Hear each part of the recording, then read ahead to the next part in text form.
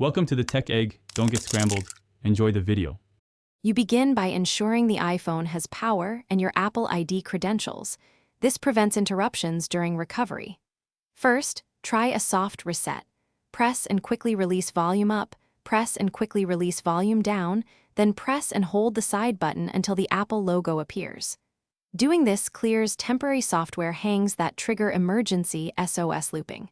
Once done, make sure automatic call is disabled in Settings Emergency SOS if you can access the screen, because that prevents immediate re-entry into SOS mode.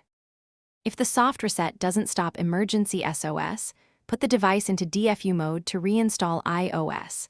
This removes corrupted system files that can cause the loop.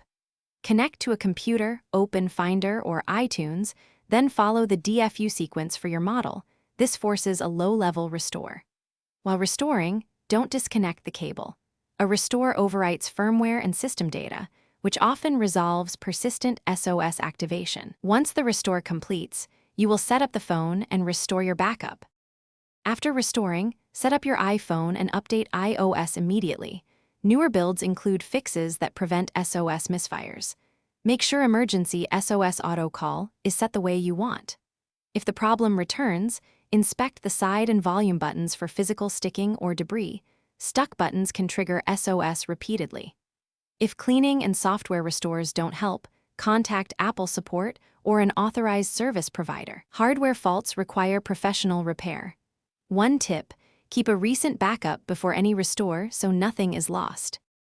Thanks for watching. Consider subscribing if I helped unscramble your problems.